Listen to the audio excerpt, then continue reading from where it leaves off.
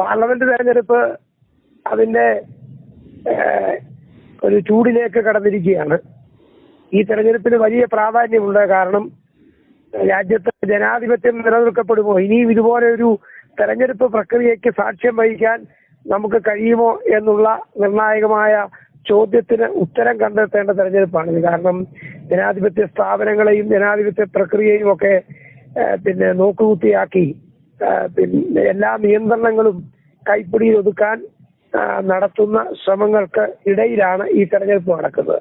അതുകൊണ്ട് തന്നെ ഈ തെരഞ്ഞെടുപ്പിന് വലിയ പ്രാധാന്യമുണ്ട്. നമ്മൾ സ്വാതന്ത്ര്യം കിട്ടി ഇന്നയോളം നമ്മൾ കാത്തുപോകുന്ന ജനാധിപത്യ മതേതര സംരക്ഷണങ്ങൾ മൂല്യങ്ങൾ സംരക്ഷിക്കാനുള്ള ഉത്തരവാദിത്വം നമുക്കുണ്ട്. അത് ഏറ്റെടുത്തുകൊണ്ട് BJP-യുടെ വർഗീയ ഫാസിസ്റ്റ് സമീപനത്തിനും അത്തരം ധ്രുവീകരണം ലക്ഷ്യം വെച്ചുകൊണ്ട് നടത്തുന്ന നീക്കങ്ങൾക്കുമെതിരായി ശക്തമായി പ്രതികരിക്കാൻ നമുക്ക് കഴിയണം. അതോടൊപ്പം തന്നെ കേരളത്തിലെ ഗവൺമെന്റ് ജനങ്ങളെ വെല്ലുവിളിച്ചിരിക്കുന്ന ഒരു ഗവൺമെന്റാണ്. എല്ലാ മേഖലകളിലും പരാജയപ്പെട്ടു. പെൻഷനില്ല, ശമ്പളമില്ല, സാധാരണക്കാരൻ എങ്ങനെ ജീവിക്കുമെന്നുള്ളതിനെ കുറിച്ച് ഒരു ചിന്തയും ഇല്ലാത്തൊരു, അതേസമയം തന്നെ അഴിമതിയും ധൂർത്തും അനവരതം മുന്നോട്ട് പോവുകയാണ്.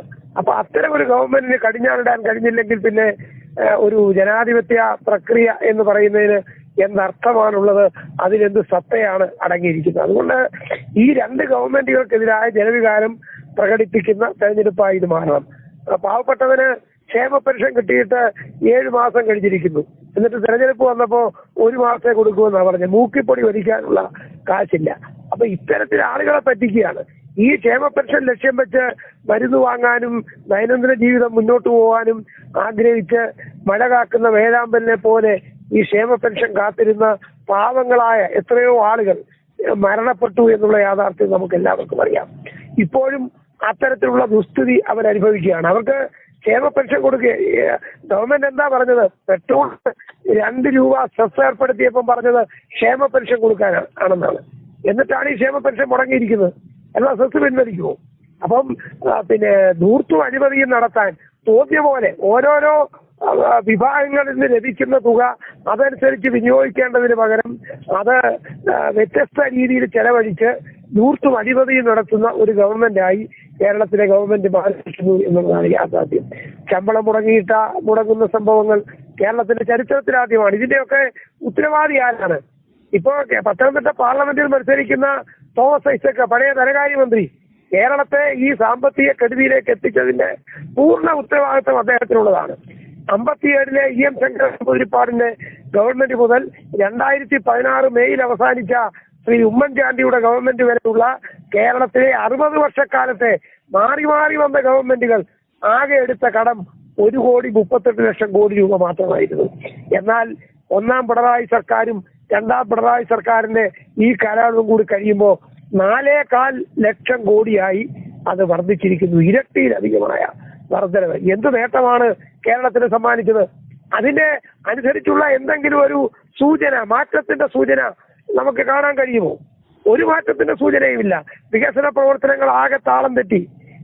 പഞ്ചായത്തുകളുടെ വിഹിതം കുറഞ്ഞു. ലൈഫ് സ്പീഡ് നിർമ്മിച്ചവർ 1-ാം ഘട്ടം കിട്ടി, അതിന്റെ പേരിൽ പെര പൊളിച്ച് അടിത്തട്ട് കെട്ടിയിട്ട് തറ കെട്ടിയിട്ടിരിക്കുന്ന ആളുകൾക്ക് മുന്നോട്ട് പോകാൻ നിർവാഹമില്ല.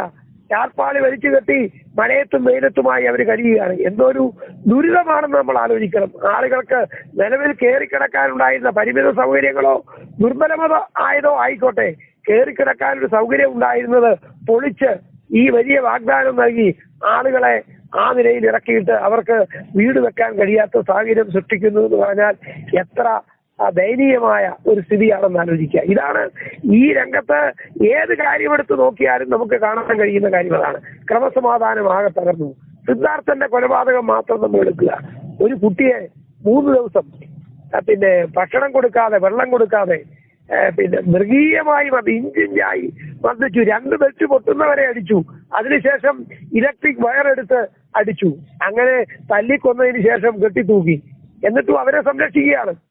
ഇക്കാര്യത്തിൽ കുറ്റബോധമുണ്ട് എന്ന് പറഞ്ഞ SFI അത് കഴിഞ്ഞ് അതിന്റെ ദുഃഖം അടങ്ങുന്നതിന് മുമ്പാണ് കേരള സർവകലാശാല യുവനോത്സവത്തിൽ കുട്ടികളെ മർദ്ദിച്ചത്, വിധികർത്താക്കളെ മർദ്ദിച്ചത്. അതിന്റെ പേരിലാണ് ഷാജി എന്ന് പറയുന്ന വിധികർത്താവിന്റെ ആത്മഹത്യയുമായി ബന്ധപ്പെട്ട കാര്യങ്ങൾ ഉണ്ടായിരിക്കുന്നത്. അപ്പം കേരളം എങ്ങോട്ടാണ്? കലാലയങ്ങളെ കലാപശാലകളാക്കി മാറ്റിയിരിക്കുന്നു. ഹോസ്റ്റലുകളിൽ ഇടിമുറിയും മറ്റും സജ്ജീകരിച്ചുകൊണ്ട് ഈ ക്രിമിനൽ സംഘത്തിന് അഴിഞ്ഞാടാൻ കഴിയുന്ന സാഹചര്യം ഉണ്ടാക്കിയിരിക്കുന്നു. ആരാണ് ഇതിന് കുടപിടിക്കുന്നത്? മുഖ്യമന്ത്രി പറയുന്നത് ഈ പ്രവർത്തനങ്ങളാകെ ജീവൻ രക്ഷാ പ്രവർത്തനങ്ങളാണെന്നാണ്. മുഖ്യമന്ത്രി കൊടുക്കുന്ന ഈ ലൈസൻസ് ആണ്, ഈ സംരക്ഷണമാണ് ഈ ക്രിമിനലുകൾക്ക് അഴിഞ്ഞാനാടിരയാക്കിയ സാഹചര്യം ഉണ്ടാക്കിയത്.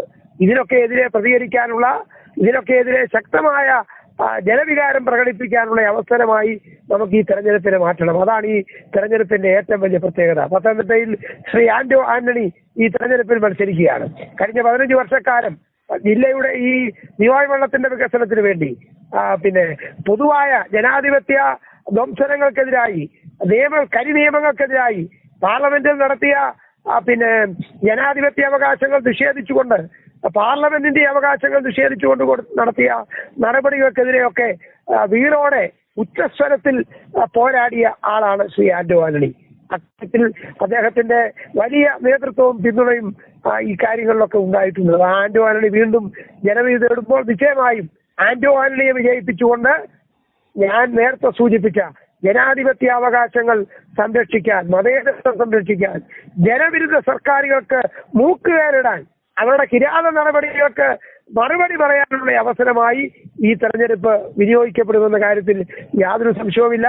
കഴിഞ്ഞ പ്രാവശ്യം 19 സീറ്റിലാണ് UDF വിജയിച്ചത്. ആലപ്പുഴ പരാജയപ്പെട്ടു. KC വേണുഗോപാലിന്റെ സ്ഥാനാർത്ഥി പ്രഖ്യാപനത്തോടുകൂടി 20-20 20-20 എന്നുള്ള നിലയിലേക്ക് UDF കുതിക്കുകയാണ്. ഈ തെരഞ്ഞെടുപ്പിന്റെ ഫലം അതായിരിക്കും. ജനങ്ങൾ തങ്ങളുടെ അനുഭവങ്ങളിലൂടെ മനസ്സിൽ അടക്കി വച്ചിരിക്കുന്ന വലിയ സർക്കാർ വിരുദ്ധ വികാരം പ്രകടിപ്പിക്കാനുള്ള ഒരു അവസരമായി ഈ തെരഞ്ഞെടുപ്പിനെ വിനിയോഗിക്കും എന്ന കാര്യത്തിൽ യാതൊരു സംശയവുമില്ല. പത്തനംതിട്ടയിലെ ആന്റോ ആന്റണിയുടെ 4ാം ഊഴമാണിത്. ഈ 4ാം ഊഴത്തിലും പത്തനംതിട്ടയിൽ ആന്റോ ആന്റണി തന്നെ എന്ന കാര്യത്തിലും യാതൊരു സംശയവുമില്ല.